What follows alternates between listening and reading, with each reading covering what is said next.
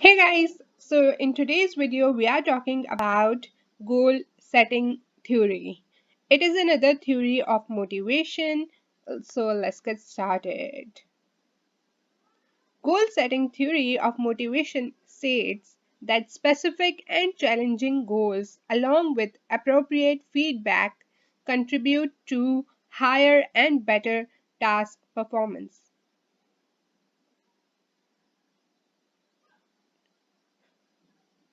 Let's take a very simple example. So, you are a student, right? You might have your own challenges. Now, you said, I will study better. Now, this is not specific.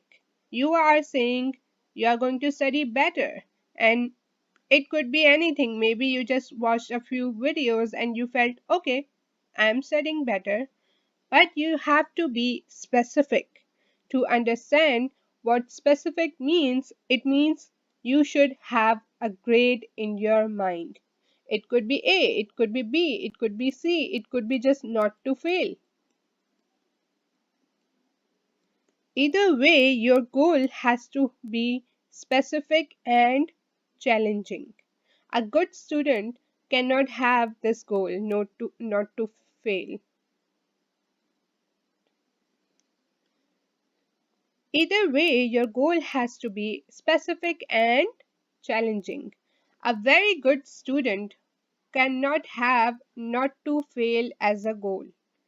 He or she would be having A or A plus as a goal. Why? Because that's more challenging for him. And someone who is failing cannot directly have a goal of A or A plus.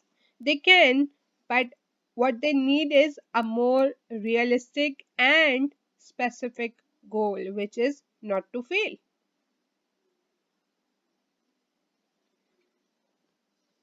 Now, next thing you need is appropriate feedback. It could be from your supervisor or lecturer or now next thing you need is appropriate feedback. Now, next thing you need is appropriate feedback. It could be from anyone. However, the most important feedback is what you get. However, the most important feedback is what you get from your own self. So, what do you think? Are you going on a right path or not? This is what really matters. Okay? And this is the only thing that can push you towards your goals. And if you have a specific and challenging goal and you have appropriate feedback, then you are more likely to achieve these goals, also known as you will be having higher and better task performance. So that's it for the goal setting theory. I have given you a conclusion of it. So that's it for the goal setting theory. I have given you a gist of it. However, there is a whole process. And now we are going to talk about that.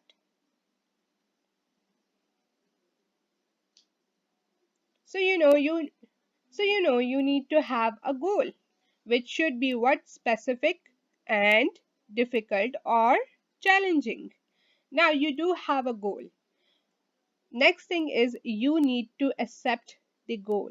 How are you going to accept the goal? When you will be participating in the goal setting. When those goals were set, you have to be present in them and you have to be a participate and you have to participate them and you have to participate in them. Now, first thing you have to do is accept your goals. How will you do it? By now the first thing you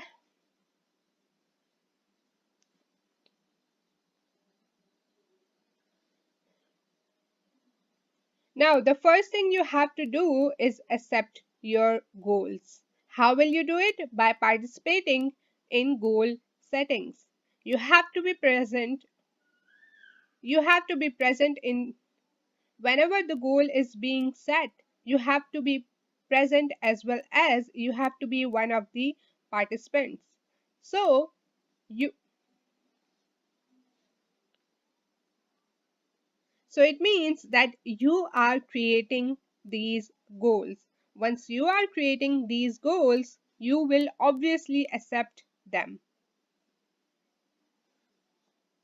Second thing is committed to achieving. You have to be committed to achieving these goals. Otherwise, there is no purpose of accepting or making these goals.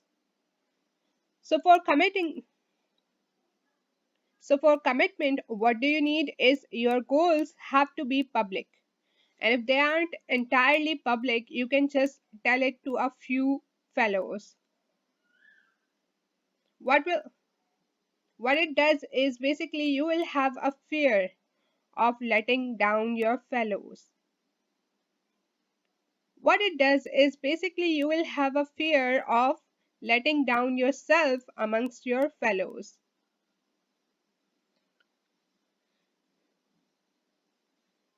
What it does is basically you will be having a fear of failing among other people. Next thing is you need to have internal locus of control. Second last thing is self set goals. You must have some goals within the goal that you have set for yourself. For example, you thought every day I'll be reading one chapter in order to get to the A plus list or A grade. Alright?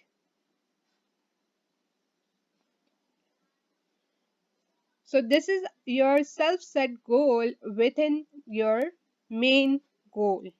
You need to have those. Now next thing is motivation, intention to work toward goals. Now there are Now, there are two things in motivation: self efficacy, which basically means you have self esteem and you know you have the capability of achieving these goals. You can't have unrealistic goals. For example, you are like, fine, I'll do it, but you don't.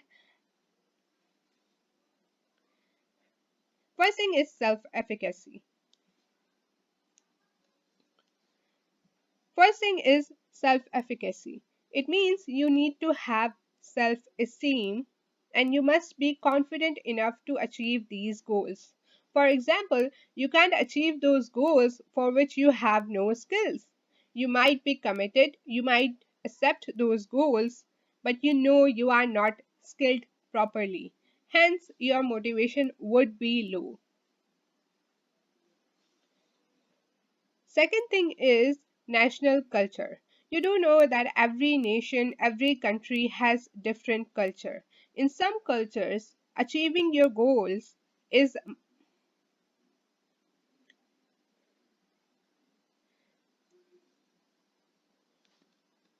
second thing is national culture. You do know every country, every nation you do know every country and every nation has different cultures. In some cultures, achieving your goal is a priority, whereas in some culture it might not matter as much. So, so national culture is also playing a role in your motivation.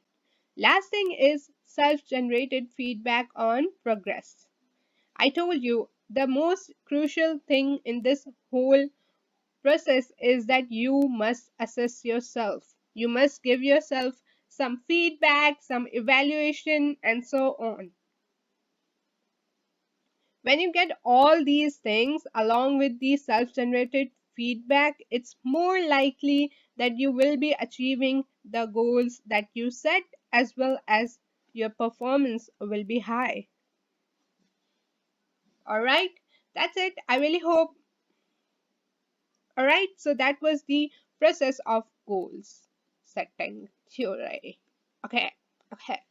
That's it for this video. I really hope you guys liked it. If you did, make sure to give this video a thumbs up. Do subscribe and share, and I will see you guys in my next video. Bye, guys.